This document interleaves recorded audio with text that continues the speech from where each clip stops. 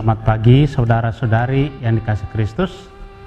Mari kita mengawali hari baru dengan mendengarkan firman Tuhan yang diambil dari Injil Matius bab 11 ayat 11 sampai dengan 15. Tuhan bersamamu. Inilah Injil suci menurut Matius.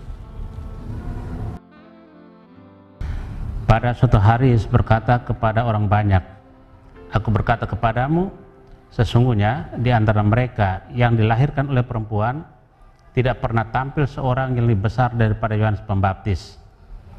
Namun yang terkecil dalam kerajaan surga lebih besar daripadanya." Sejak tampilnya Yohanes Pembaptis hingga sekarang, kerajaan surga dirongrong dan orang yang merongrongnya mencoba menguasainya. Sebab semua kitab para nabi dan kitab Taurat bernubuat hingga tampilnya Yohanes. Dan jika kalian mau menerimanya, Yohanes itulah Elia yang akan datang itu. Barang siapa bertelinga, hendaklah ia mendengar.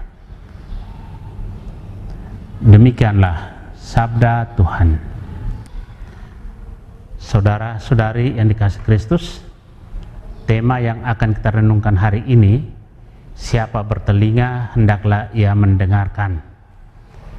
Setelah memberikan jawaban kepada Yohanes melalui murid-muridnya yang diutus dari dalam penjara, maka kepada banyak orang yang mendengarkannya, Yesus memberikan apresiasi terhadap Yohanes Pembaptis atas usaha dan sikapnya di dalam mempersiapkan jalan bagi Tuhan.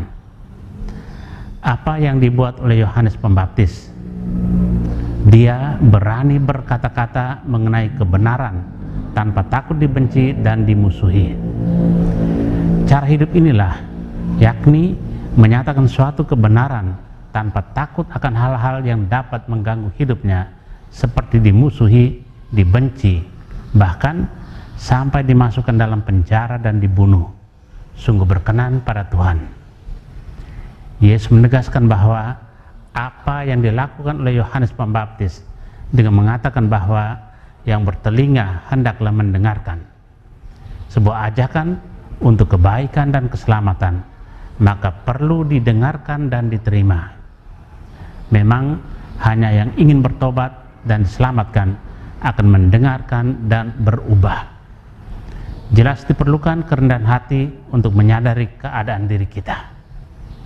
Saudara yang terkasih, sebagai murid Kristus, semoga semangat Yohanes Pembaptis yang begitu berani menunjukkan kebenaran kepada orang lain sungguh memberikan daya dorong kepada kita untuk berani menyuarakan kebenaran tanpa takut dimusuhi, diomong macam-macam oleh orang lain.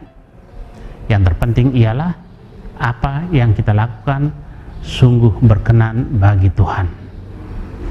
Amin. Marilah kita berdoa.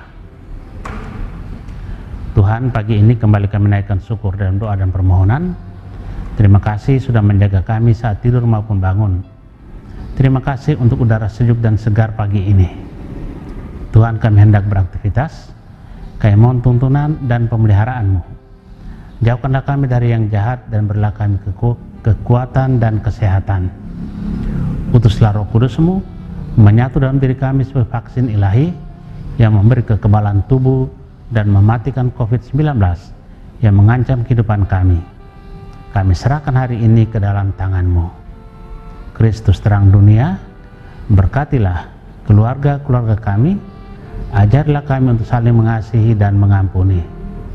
Jadikanlah kami alat kasih-Mu dan pantaskanlah kami menjadi hamba-Mu yang setia.